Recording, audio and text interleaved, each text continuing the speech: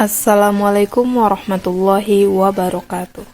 Perkenalkan, nama saya Enia Didah dengan NIM 22334028 dari kelas 2A. Di sini, saya akan menjelaskan tentang sistem muskuloskeletal, di mana tugas ini diajukan oleh dosen pengampu Dr. Ners Linda Marni, SPD, SKEP, MKes. Pertama-tama, kita harus tahu apa itu muskuloskeletal.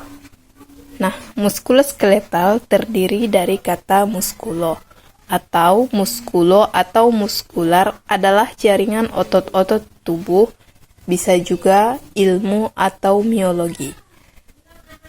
Kedua, skeletal. Skeletal atau osteo adalah tulang kerangka tubuh, bisa juga ilmu osteologi.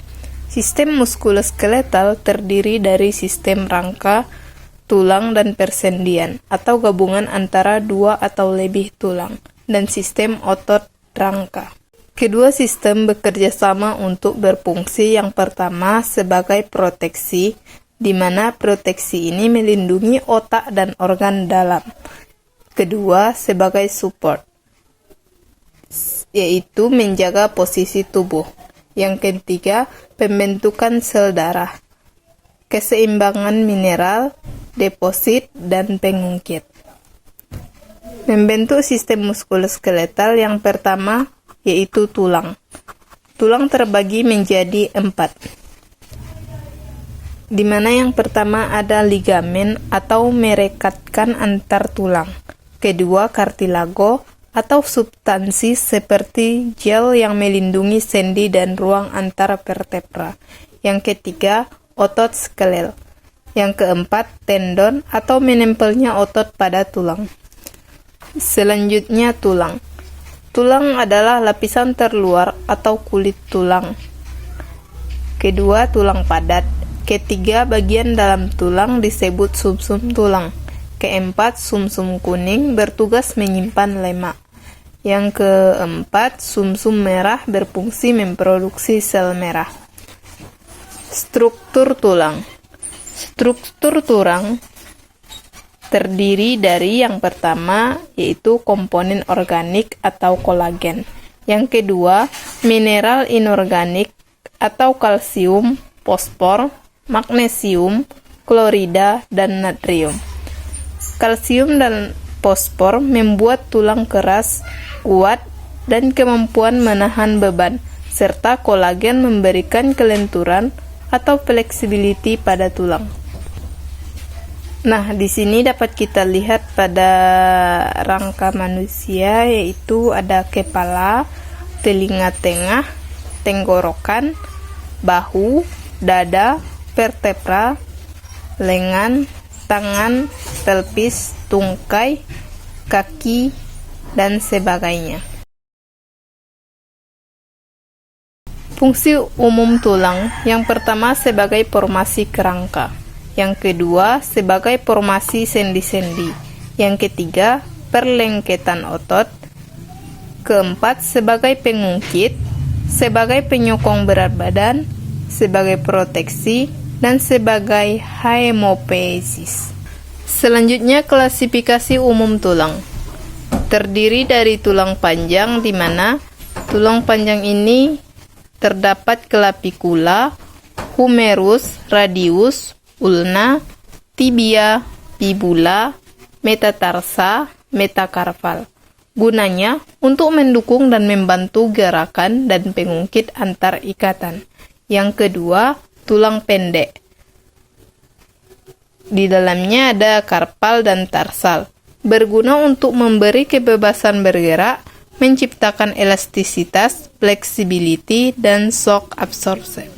Yang ketiga, tulang pipih, berguna untuk melindungi dan sebagai tempat merekatnya otot. Yang keempat, tulang irregular, berguna mendukung beban, menahan beban, melindungi saraf spinal, ikut membantu gerakan dan tempat menempelnya otot-otot. Yang terakhir yaitu sesamoid bone, tulang pendek yang berlokasi di antara tendon atau persendian, misalnya patella, Gunanya untuk meningkatkan sudut insersi otot. Tipe-tipe sel otot. Yang pertama ada skelet atau rangka, yaitu jaringan yang paling banyak dalam tubuh menghasilkan gerakan. Otot rangka dikontrol oleh sistem saraf somatik. Yang kedua ada halus atau visceral. Terdapat pada dinding saluran pencernaan, kemih, pembuluh darah, dan organ-organ dalam lainnya. Otot polos dipengaruhi oleh sistem saraf otonom. Dan yang ketiga ada kardiak atau jantung, seperti campuran antara ciri otot halus dan skelet yang berada di jantung. Seperti otot polos dipengaruhi oleh sistem saraf otonom. Otot-otot tubuh. Yang pertama ada otot yang menggerakkan bahu, otot pernapasan, otot yang membentuk dinding abdomen, otot yang menggerakkan panggul, otot yang menggerakkan tulang belakang, dan otot dasar panggul. Otot yang menggerakkan bahu, yang pertama ada pectoralis major, yang kedua ada trapezius, yang ketiga latissimus dorsi, dan yang keempat serratus anterior. Selanjutnya otot pernapasan.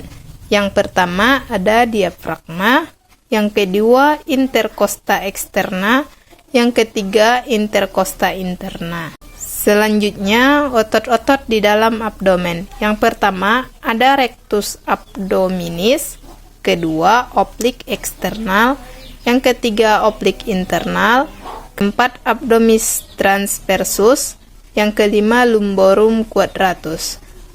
Selanjutnya otot panggul.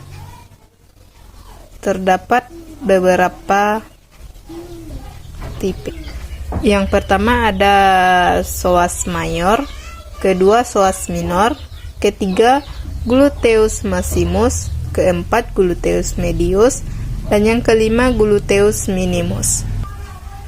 Selanjutnya otot anggota gerak atas. Pertama otot lengan, di mana ada bicep, tricep, deltoid, dan brachialis. Selanjutnya otot anggota gerak bawah, yaitu yang pertama otot paha terdiri dari 4 poin. Yang pertama quadriceps femoris, yang kedua urat-urat tubuh, dan yang ketiga sartorius, keempat aduktor panggul, dan yang kedua otot tungkai, ketiga otot kaki. Seperti dapat kita lihat pada gambar berikut. Selanjutnya yaitu ada persendian. Ialah penggabungan antara dua tulang atau lebih. Persendian diklasifikasikan dalam 3 kelompok. Yang pertama, tak gerak atau piprous, yaitu tulang kepala. Yang kedua, sedikit bergerak atau cartilago, yaitu diskus intervertebra. Dan yang ketiga, gerak bebas atau sinovial, yaitu sendi lengan. Selanjutnya ciri sendi sinovial. Pertama, kapsul sendi. Menutup persendian, memperkuat dan diperkuat oleh ligamen. Yang kedua, memproduksi cairan sinovial untuk melubrikasi sendi dan mencegah gesekan antar kartilago. Yang ketiga, cairan sinovial, yaitu melubrikasi sendi hanya sedikit sekitar 5 cc. Dan yang keempat, kartilago hyalin. Seperti pada gambar berikut ini. Baiklah, sekian yang dapat saya jelaskan tentang sistem muskuloskeletal. Semoga bermanfaat. Wassalamualaikum warahmatullahi wabarakatuh.